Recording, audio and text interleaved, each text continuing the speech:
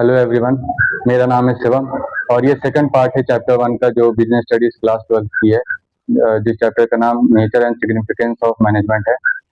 पिछले पार्ट में हमने देखा था कि मैनेजमेंट क्या होता है, उसके ऑब्जेक्टिव्स कितने होते हैं और इम्पोर्टेंस क्या होता है, उसका नेचर कैसा होता है।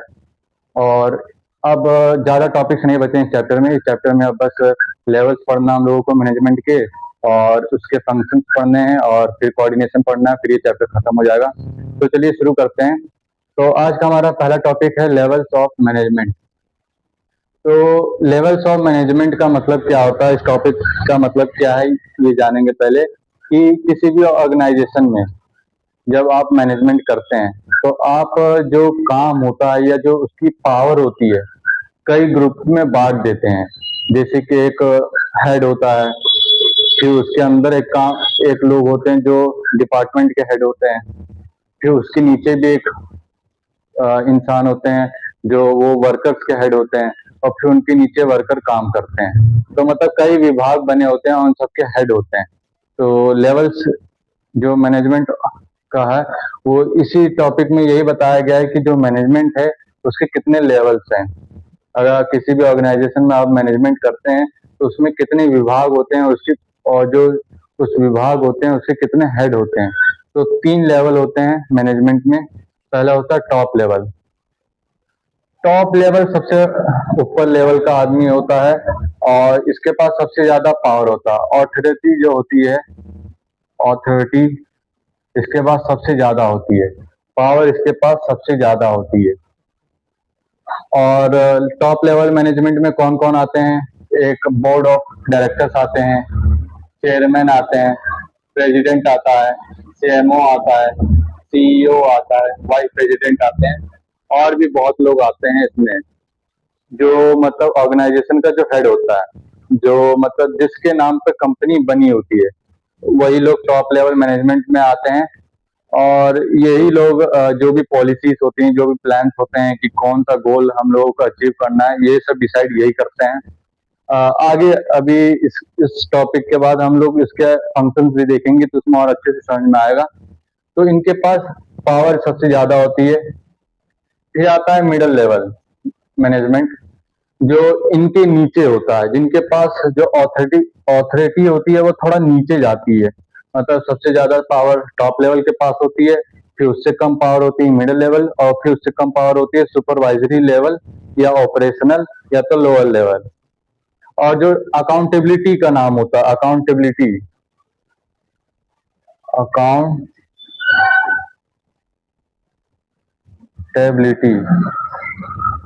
अकाउंटेबिलिटी मतलब होता है जवाबदेही। मतलब कि किसको किसको किससे मतलब कि किसको किसको जवाब देना है, कि मतलब कि किसको ज्यादा जवाब देना पड़ता है। तो सबसे ज्यादा जवाब सुपरवाइजरी लेवल के मैनेजमेंट को देना पड़ता है। ये जवाब देता है मिडिल लेवल को, फिर मिडिल लेवल का जो मैनेजमेंट होता है वो जवाब देता है टॉप लेवल पे। तो सबसे ज्यादा पावर इसके पास होती है, फिर उससे कम पावर होती है मिडिल लेवल के पास, फिर उसके कम पावर होती है सुपरवाइजर लेवल।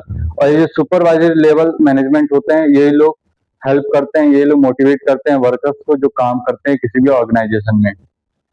और फिर अकाउंटेबिलिटी मतलब होता है जवाबदेही। ये लोग जवाब देते हैं मिडिल लेवल को और ये लोग जवाब देते हैं टॉप लेवल को। तो मिडिल लेवल में कौन कौन आते हैं? डिपार्टमेंट के जो हेड होते हैं किसी भी ऑर्गेनाइजेशन में, वही सब वो सब मिडिल लेवल में आते हैं। जैसे कि सेल्स मैनेजर हुआ, या परचेज मैनेजर हुआ, या मार्केटिंग का मैनेजर हुआ, या एग्जीक्यूटिव ऑफिस हुआ, डिविजनल हेड हुआ।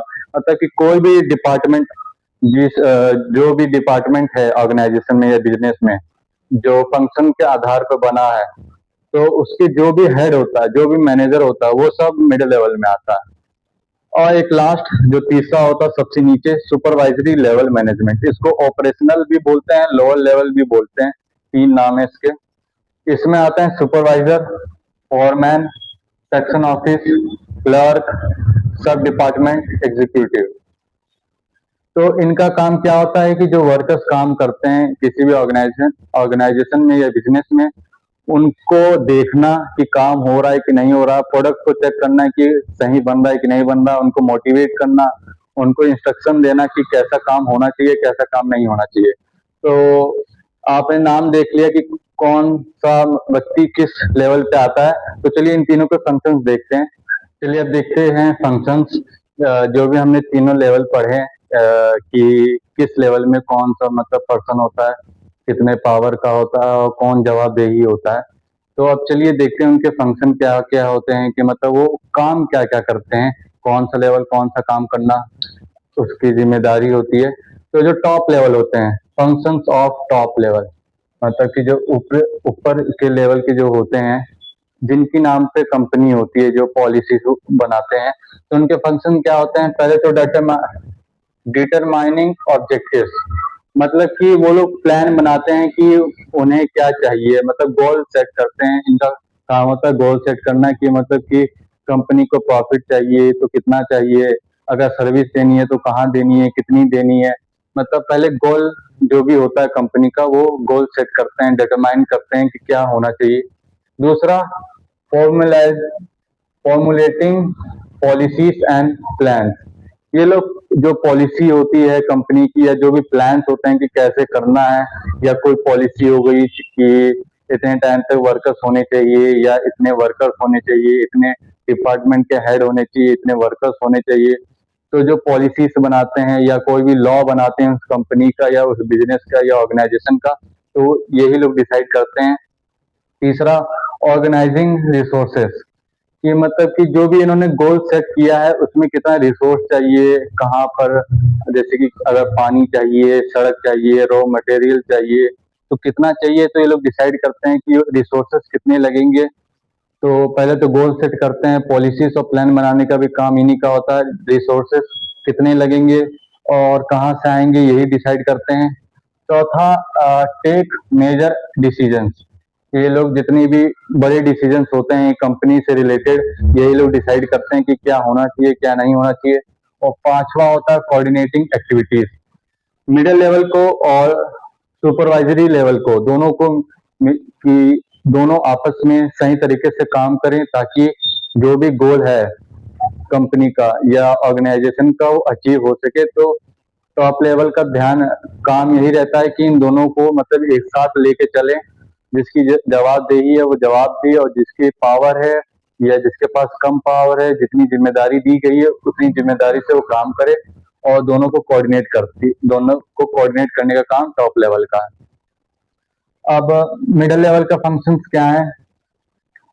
तो मिडिल लेवल का फंक्शन ये है कि इम्प्लीमेंटिंग प्लान, जो भी प्लान बनाया होता है टॉप लेवल कि हमें 5% अब प्रॉफिट बढ़ाना है इस साल, तो उनका प्लान एक सेट हो चुका है, तो इस प्लान पे अब वो काम करेगी middle level. Second, interpreting policies, जो भी पॉलिसीज बनी होती हैं ऑर्गेनाइजेशन में, जो भी पॉलिसीज टॉप लेवल बनाती हैं उस पर फिर ध्यान दिया जाता है, उसको लागू किया जाता है। लागू करने का काम मिडिल लेवल का होता है। और समझाना, जैसे कि कोई भी पॉलिसीज अगर ना समझ आए किसी वर्कर को जो भी उनके डिपार्टमेंट के अंदर हैं, तो मिडिल लेवल समझाने का काम करते हैं, इंटरप्रेट करते हैं। तीसरा, कोऑर्डिनेटिंग डिपार्टमेंट, अलग अलग ऑर्गेनाइजेशन में अलग अलग डिपार्टमेंट होते हैं कि प्रोडक्शन का अलग डिपार्टमेंट होता है, मार्केटिंग का अलग डिपार्टमेंट होता है, सेल का अलग डिपार्टमेंट होता है। तो सारे डिपार्टमेंट को मतलब कि कोऑर्डिनेट करते हैं, सबकी कम्युनिकेशन बना के रखते हैं ताकि जो गोल है वो अचीव हो सके आसानी से। और चौथा, सिलेक्टिंग एंड अपॉइंटिंग एम्प्लॉयज, कौन काम करेगा, किसे चुनना है और किसे मतलब कि ज्यादा जिम्मेदारी देनी है, ज्यादा पावर देना है, किसको कम देना है, कौन सा हाई स्किल वर्कर चाहिए, कौन सा लो स्किल चाहिए। तो जो भी एम्प्लॉयज होते हैं सब यही डिसाइड करते हैं, सब यही सिलेक्ट करते हैं, सब यही अपॉइंट करते हैं। और लास्ट, मेंटेनिंग कम्युनिकेशन, जो भी कम्युनिकेशन होता है, जैसे कि सुपरवाइजरी लेवल को अगर कोई बात करनी होती है टॉप लेवल से, तो मिडिल लेवल उसकी मदद करता है। पहले सुपरवाइजरी लेवल अपनी बात मिडिल लेवल को बताएगा और फिर मिडिल लेवल जो है वो बात टॉप लेवल को बताएगा। तो मतलब ये एक तरह से इंटरमीडिएट का काम करता है इन दोनों के बीच में, और यही कम्युनिकेशन बढ़ाता है किसी भी कंपनी में, इसके टॉप लेवल और सुपरवाइजरी लेवल के बीच में। तीसरा, जो functions of supervisory level, top level का देख लिया कि भाई ऑब्जेक्टिव, गोल्स, पॉलिसीज बनाने का, रिसोर्सेस, मेजर डिसीजन ये लेता है, मिडिल लेवल का प्लान उसको एग्जीक्यूट करने का काम करता है, पॉलिसीज को लागू करता है, एम्प्लॉयज सिलेक्ट करता है और मेंटेन करता है कम्युनिकेशन टॉप लेवल और सुपरवाइजरी लेवल के बीच में। अब सुपरवाइजरी लेवल का जो फंक्शन क्या है, वो क्या काम करती है, वो देखेंगे। पहले करती है सुपरवाइजिंग वर्कर्स, जो भी वर्कर्स इनके नीचे होते हैं उनको देखती है कि वो लोग काम कैसा कर रहे हैं, ठीक कर रहे हैं कि नहीं कर रहे हैं, गोल जो है उसके आगे उसके रास्ते में, मतलब कि उसके प्रति काम कर रहे हैं कि नहीं कर रहे हैं, कि अगर सेल्स बढ़ाना है तो सेल्स का जो डिपार्टमेंट में जितने लोग हैं, जितने वर्कर हैं, वो ठीक से काम कर रहे हैं नहीं कर रहे हैं, अगर प्रोडक्शन बढ़ाना है तो प्रोडक्ट बन रहे हैं नहीं बन रहे हैं, सब चेक करती है। चेक करने का काम इनका होता है, वर्कर्स का।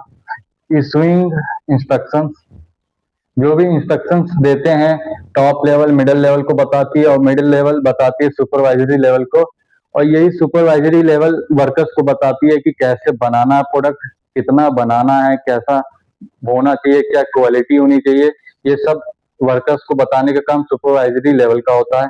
तीसरा, मेंटेन करता है डिसिप्लिन, ये मतलब कि कोई भी लड़ाई झगड़ा ना हो, कोई भी कॉन्फ्लिक्ट ना हो वर्कर्स के बीच में, सब शांति से काम हो और डिसिप्लिन के साथ काम हो, कोई ज्यादा बातचीत ना करे, एकदम डिसिप्लिन के साथ काम होना चाहिए, ये ध्यान रखती है सुपरवाइजरी लेवल।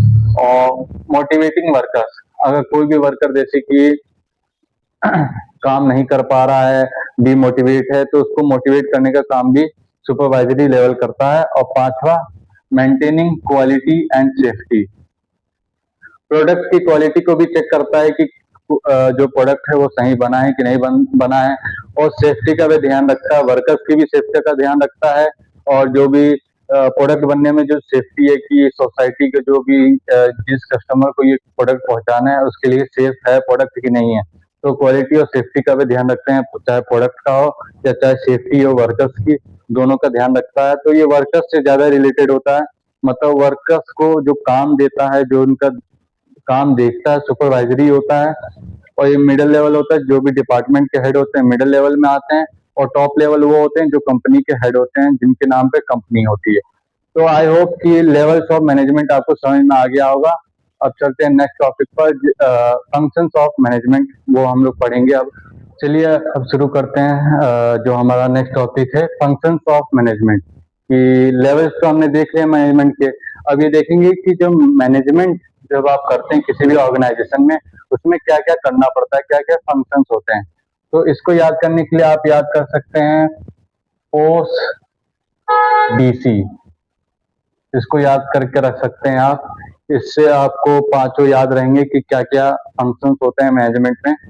तो पोस्ट डीसी में पी जो होता है वो होता है प्लानिंग, ओ होता है ऑर्गेनाइजिंग, एस होता है स्टाफिंग, डी होता है डायरेक्टिंग, और जो आपका सी होता है वो होता है कंट्रोलिंग। तो प्लानिंग क्या होता है पहले देखते हैं प्लानिंग क्या होता है। प्लानिंग होता है function determines in advance what is to be done, मतलब कि ये फंक्शन जो प्लानिंग होता है ये पहले से ही एडवांस में प्लान कर लेता है, पहले ही इसमें सोच लिया जाता है किसी भी कंपनी में कि what is to be done, क्या करना है, when it is to be done, कब करना है, and who is to do it, कौन ये काम करेगा। तो इस फंक्शन में प्लानिंग में पहले से सोच लिया जाता है कि what is to be done, क्या करना है, when it is to be done, कब करना है, और who is to be do it, कौन ये करेगा।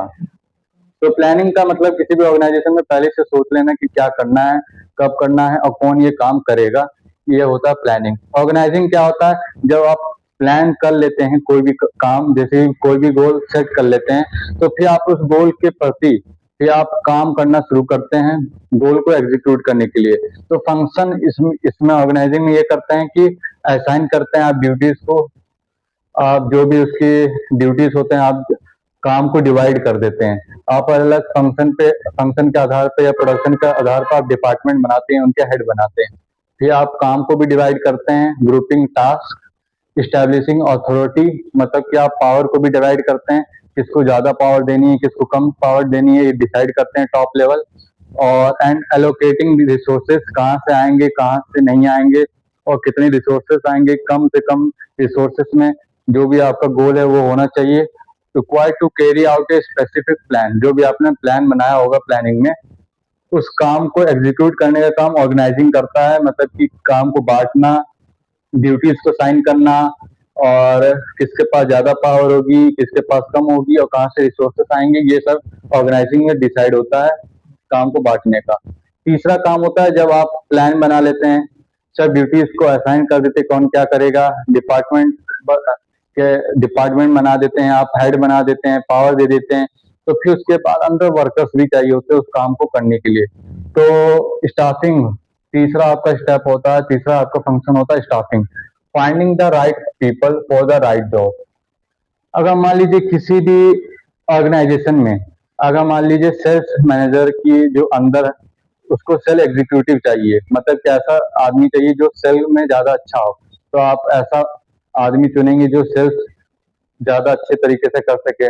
वैसे मार्केटिंग में जो मार्केटिंग जो अच्छे से कर सके, एडवर्टाइजिंग जो अच्छे से कर सके। प्रोडक्शन में आप ऐसे आदमी को चुनेंगे जो प्रोडक्शन टाइमली कर सके, कम रिसोर्सेज में कर सके, कम टाइम में कर सके, कम कॉस्ट में कर सके। आप मतलब कि सही आदमी को चुनते हैं सही काम के लिए। फिर जब आपने प्लान कर लिया, आपने काम को डिवाइड कर दिया, आपने हेड बना दिया, आपने लोग भी कर लिए, तो उन लोगों को डायरेक्ट करना, ये मतलब कि अब आपको करना क्या है, क्योंकि वो जो भी काम करने के लिए आएंगे, जो भी स्टाफिंग होंगे, जो भी चुने जाएंगे, जो भी सिलेक्ट हुए जाएंगे, उनको ये पता तो नहीं रहेगा कि गोल कौन सा है कंपनी का, गोल क्या है कंपनी का। तो इसी गोल को काम बताने के लिए चौथा फंक्शन है डायरेक्टिंग। इसमें डायरेक्ट करना होता है, गिविंग डायरेक्शन या इंस्ट्रक्शन टू एम्प्लॉयज। जो भी एम्प्लॉय आता है कंपनी में, जो स्टाफिंग के द्वारा सिलेक्ट होता है, उसको फिर इंस्ट्रक्शंस दिए जाते हैं, डायरेक्शन दिया जाता है कि आपको ये गोल है, इतने दिन है, इतने दिन में आपको ये गोल को अचीव करना है, और मोटिवेट करते हैं उन्हें, और सुपरवाइज किया जाता है कि वो काम जो भी कर रहे हैं कि ठीक से कर रहे हैं कि नहीं कर रहे हैं। ये इसमें देखा जाता है। जैसे कि फिल्म्स होती हैं, उसमें डायरेक्टर होता है, तो डायरेक्टर का काम होता है कि जो भी एक्टर होता है उसको बताना कि आपको इस सीन में कैसे एक्टिंग करनी है, फिर उसके बाद कैसे नहीं करनी है। फिर डायरेक्टर ये भी देखता है कि सीन्स अच्छे से डायरेक्ट एक्टर कर पा रहे हैं कि नहीं कर पा रहे हैं। तो ऐसे ही डायरेक्टिंग में भी काम जो मैनेजर्स होते हैं, जो भी डिपार्टमेंट के हेड होते हैं, और जो भी सुपरवाइजरी लेवल पे काम करते हैं, उनका काम होता है कि वर्कर्स जो एम्प्लॉयज हैं उनका काम देखना कि वो काम ठीक से कर रहे हैं कि नहीं कर रहे हैं, और अगर नहीं कर रहे हैं तो उनको डायरेक्शन या इंस्ट्रक्शन देना, उनको मोटिवेट करना। और फिर जब ये सब चीजें हो जाती हैं तो फिर आप चेक तो करेंगे कि काम कैसा हुआ है, जो भी आपने प्लान किया था वैसा काम हुआ है कि नहीं हुआ है। तो ये होता है लास्ट फंक्शन में कंट्रोलिंग। कंट्रोलिंग में जो मैनेजर होता है, managers try to match the actual performance with the plan performance. जो भी परफॉर्मेंस हुई है, जो भी रिजल्ट निकला है, वो लोग कंपेयर करते हैं जो भी प्लान किया हुआ था।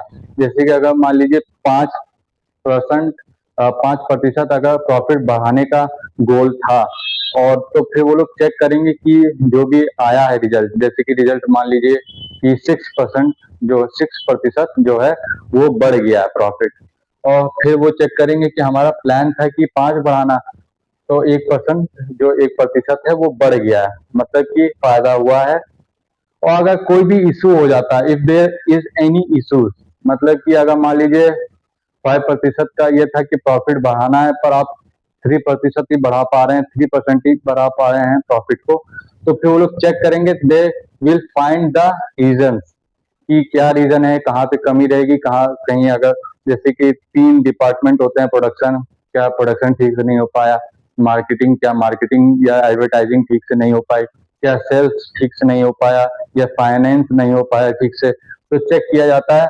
और फिर चेक करने के बाद सजेस्ट किया जाता है करेक्टिव मेजर्स कि कैसे करना, और फिर से जब वो पता चल जाता है कि क्या तरीका है इसको ठीक करने का, तो फिर से प्लानिंग होती है, फिर से ऑर्गेनाइजिंग होती है, फिर से स्टाफिंग होती है, फिर से डायरेक्टिंग होती है, फिर से कंट्रोलिंग होती है, मतलब ये चलता रहता है। तो यही 5 फंक्शन है मैनेजमेंट में। पहले प्लान होता है, क्या करना है, कब करना है, कौन करेगा, फिर ऑर्गेनाइजिंग होगी, काम को बांटेंगे, डिवाइड करेंगे वर्क को, फिर सही आदमी को चुनेंगे सही काम के लिए, फिर डायरेक्ट करेंगे उनको कि ये काम आपको करना, और फिर कंट्रोलिंग, जो भी एंड रिजल्ट आया उसको कंपेयर करेंगे, जो भी आपका प्लान परफॉर्मेंस होगा। तो आई होप कि आपको फंक्शंस ऑफ मैनेजमेंट समझ में आया होगा। अब लास्ट टॉपिक ही बस हमारा बचा है, वो है कोऑर्डिनेशन और उसकी इम्पोर्टेंस और उसका नेचर बचा है। तो चलते हैं नेक्स्ट टॉपिक पर। अब चलिए शुरू करते हैं कोऑर्डिनेशन कि मतलब कि कोऑर्डिनेशन क्या होता है किसी भी मैनेजमेंट में। कोऑर्डिनेशन क्यों जरूरी होता है, पहले कोऑर्डिनेशन का मतलब देख लेते हैं, फिर मैं बताऊंगा।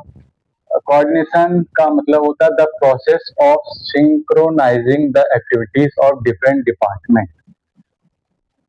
The process activities of different department, ये तो पता होगा कि जो भी एक्टिविटीज होती हैं अलग अलग डिपार्टमेंट में, कि किसी सेल डिपार्टमेंट का काम होता है सेल्स करना, मार्केटिंग डिपार्टमेंट का काम होता है मार्केटिंग करना, और प्रोडक्शन एक्टिविटीज जो प्रोडक्शन डिपार्टमेंट का काम होता है प्रोडक्शन करना। अब सिंक्रोनाइजिंग क्या होता है, अब जैसे कि मान लीजिए तीन होते हैं, प्रोडक्शन जिसका काम होता है प्रोडक्ट को बनाना, फिर होता है मार्केटिंग की एडवर्टाइजिंग होती है, और फिर होता है सेल्स।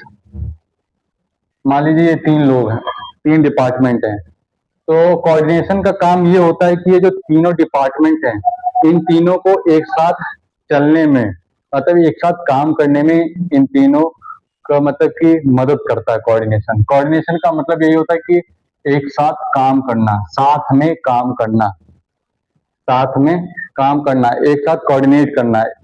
जैसे कि प्रोडक्शन, अगर मान लीजिए प्रोडक्शन ठीक से ना हो तो मार्केटिंग और सेल्स अगर अपना अपना काम करते हैं तो फिर तब भी प्रॉफिट नहीं होगा। मान लीजिए प्रोडक्शन ने अच्छे से प्रोडक्ट बनाया पर मार्केटिंग ठीक से नहीं हुई, सेल्स वाले ने अपना काम ठीक से किया, तब भी प्रॉफिट नहीं होगा।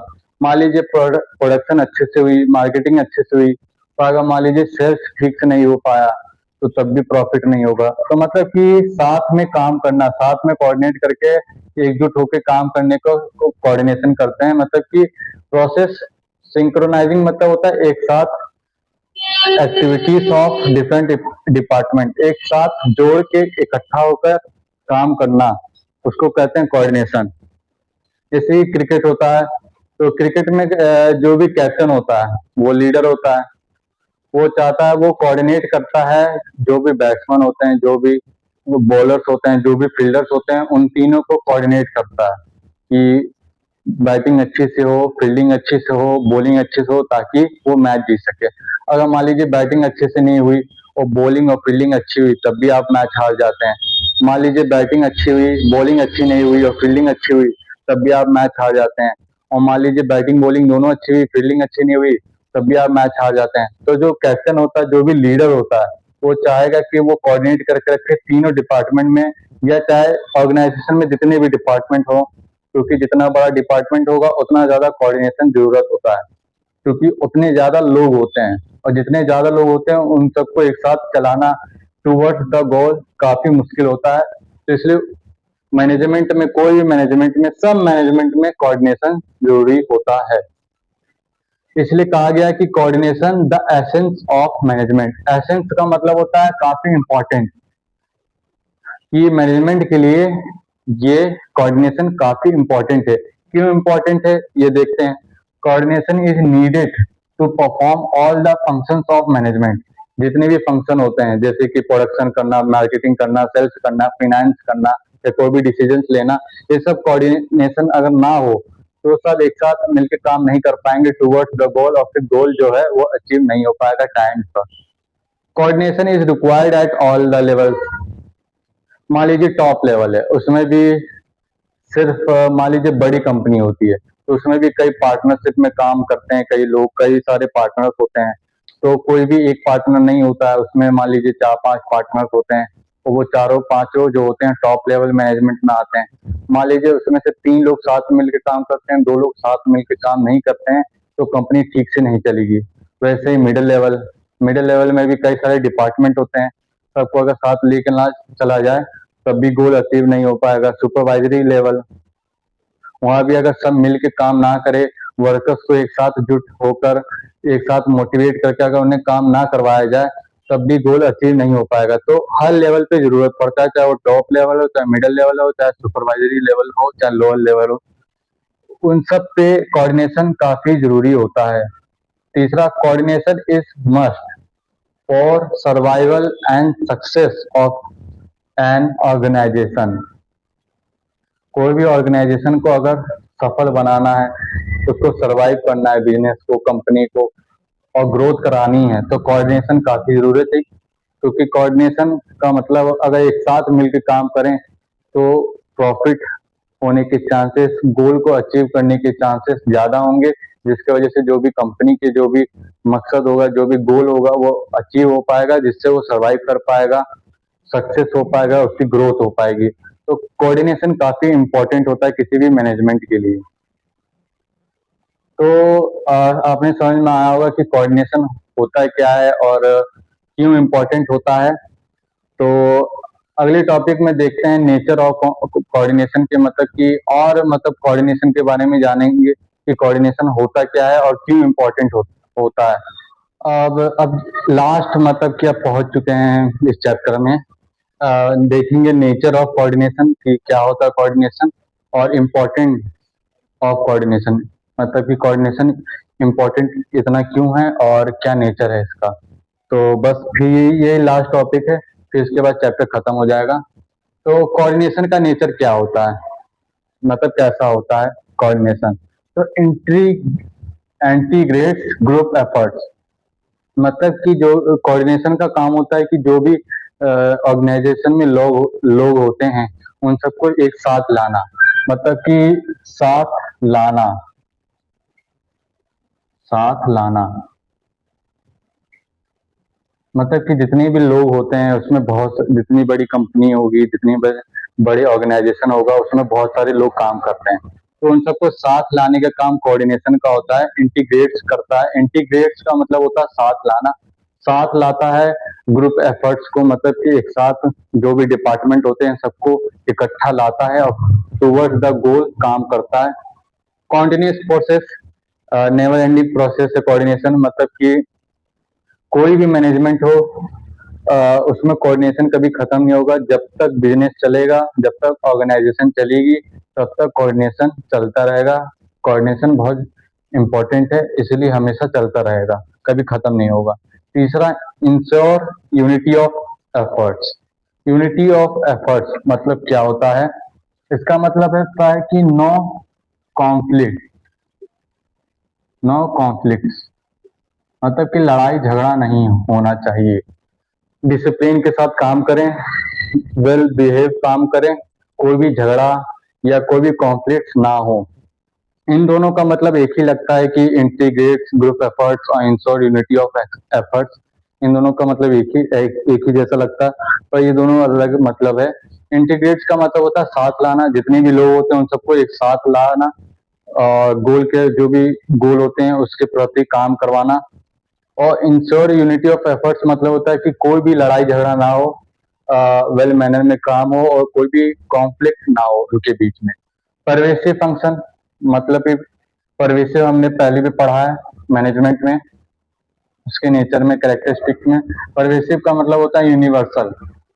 यूनिवर्सल मतलब कि कोऑर्डिनेशन हर जगह जरूरत होता है, चाहे कोई भी कंपनी हुई, चाहे कोई भी ऑर्गेनाइजेशन हुआ, कपड़ों का हुआ बिजनेस या जूतों का बिजनेस हुआ या कंप्यूटर का बिजनेस हुआ, चाहे कोई भी बिजनेस हुआ, उसमें कोऑर्डिनेशन जरूरी होता है। सिर्फ परवेसिव कहा गया है कि हर जगह यूनिवर्सल है, हर जगह चाहिए होता है कोऑर्डिनेशन।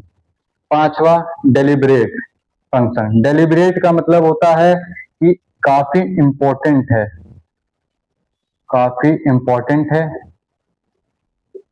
या काफी केयरफुली इसको करना पड़ता है। कि अगर कोऑर्डिनेशन को ठीक से ना किया जाए, मतलब कि सबको ठीक से कोऑर्डिनेट ना किया जाए, तो जो भी आपका ग्रोथ है कंपनी का या जो भी सक्सेस है वो नहीं हो पाएगा।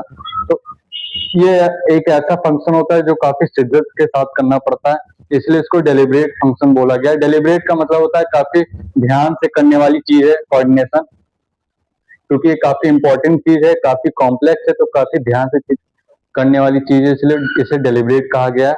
और last, responsibility of all managers. चाहे जितने भी मैनेजर्स हैं किसी भी ऑर्गेनाइजेशन में, सबकी सबके लिए रिस्पॉन्सिबिलिटी है कि जो कोऑर्डिनेशन है सब में होना चाहिए और सब एक साथ काम करें। इसलिए चाहे टॉप लेवल हो, चाहे मिडिल लेवल हो, चाहे सुपरवाइजरी लेवल है, सबके लिए जरूरत है तो कोऑर्डिनेशन का नेचर क्या है कि सबको साथ लाना, ग्रुप एफर्ट्स को, कॉन्टिन्यूस प्रोसेस है, कभी खत्म नहीं होता, यूनिटी ऑफ एफर्ट्स होता है कि कोई भी झगड़ा या नो कोई भी कॉन्फ्लिक्ट ना हो। परवेसिव फंक्शन है, यूनिवर्सल हर जगह जरूरत होती है। डेलिब्रेट फंक्शन है, काफी ध्यान से करने वाला ये काम है। और रिस्पॉन्सिबिलिटी है हर लेवल पे, हर मैनेजर्स के लिए। अब लास्ट टॉपिक है इम्पोर्टेंस ऑफ कोऑर्डिनेशन। इसमें से तीन हैं। पहला है ग्रोथ इन साइज, कि मतलब कि नंबर ऑफ पीपल। जितने ज्यादा लोग होंगे उतना मुश्किल है कोऑर्डिनेशन करना, क्योंकि जितने ज्यादा लोग होंगे सबको एक साथ लाना, सबको एक ही साथ, सबका ध्यान एक ही तरफ गोल पे रखना। मान लीजिए कहीं पे बहुत सारे लोग हैं, दो लोग हैं, एक का ध्यान कंपनी की तरफ है और एक का ध्यान खुद पे है कि उसकी सैलरी नहीं बढ़ रही, उसके साथ अच्छा से व्यवहार नहीं हो रहा, बिहेव नहीं हो रहा, तो वो ठीक से काम नहीं कर पाएगा। और ठीक से काम नहीं हो पाएगा और आपको ये लगेगा कि काम दो लोग कर रहे हैं, पर काम दो लोग नहीं कर रहे हैं, काम एक लोग कर रहे हैं, क्योंकि जो दूसरा आदमी है वो सिर्फ अपने बारे में सोच रहा है। तो उसमें कोऑर्डिनेशन करना बहुत जरूरी है कि दोनों का जो राजी नहीं है, जो भी अपने बारे में सोच रहा है, उसको बदलना, उसको मोटिवेट करना, ताकि वो कंपनी के बारे में पहले सोचे फिर अपने बारे में सोचे। तो ग्रोथ इन साइज जितना बड़ी ऑर्गेनाइजेशन होगी उतना मुश्किल होता है, इसलिए कोऑर्डिनेशन काफी इंपॉर्टेंट होता है। ग्रोथ इन साइज जितने ज्यादा लोग होंगे किसी भी कंपनी या ऑर्गेनाइजेशन में। Functional differentiation differentiation functional differentiation मतलब होता है कि कोई भी ऑर्गेनाइजेशन है, उसमें कई सारे डिपार्टमेंट होते हैं, प्रोडक्शन, मार्केटिंग या सेल्स, और भी कई सारे होते हैं, फाइनेंस का होता है मैनेजर, और आपका ह्यूमन रिसोर्स का होता है। तो कई सारे डिपार्टमेंट होते हैं। तो उन सबको जितना ज्यादा डिपार्टमेंट होगा उतना संघ में साथ में काम करना काफी मुश्किल होता है, इसलिए कोऑर्डिनेशन काफी इंपॉर्टेंट होता है फंक्शनल डिफरेंटेशन में भी, कि अलग अलग डिपार्टमेंट के लिए भी जितने ज्यादा डिपार्टमेंट होंगे उतना ज्यादा इंपॉर्टेंट होगा कोऑर्डिनेशन। और स्पेशलाइजेशन का मतलब होता है कि जैसे कि एक्सपर्ट लोग होते हैं, जैसे कि जब बड़ी कंपनी होती है तो बड़ी कंपनी के पास बहुत सारा पैसा होता है, तो वो भी किसी भी अगर डिपार्टमेंट में, जैसे कि सेल्स मैनेजर चाहिए होता है तो वो सेल्स एग्जीक्यूटिव को लेता है। अगर उसको सीए की जरूरत होती है तो वो चार्टर्ड अकाउंटेंट लेता है। काफी अपने अपनी फील्ड में काफी एक्सपर्ट लोग होते हैं, वो एक्सपर्ट होते हैं अपने अपनी फील्ड में।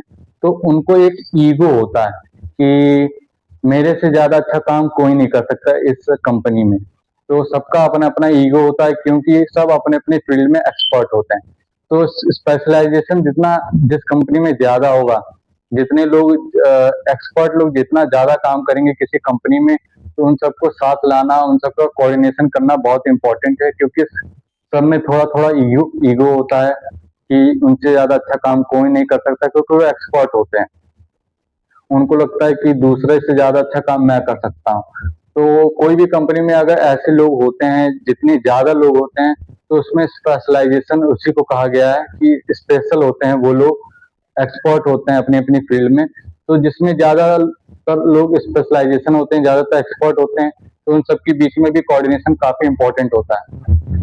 तो कोऑर्डिनेशन क्यों इंपॉर्टेंट होता है? जब ग्रोथ इन साइज हो, कंपनी ज्यादा बड़ी, जितनी ज्यादा बड़ी कंपनी है उतना ज्यादा कोऑर्डिनेशन की जरूरत होती है।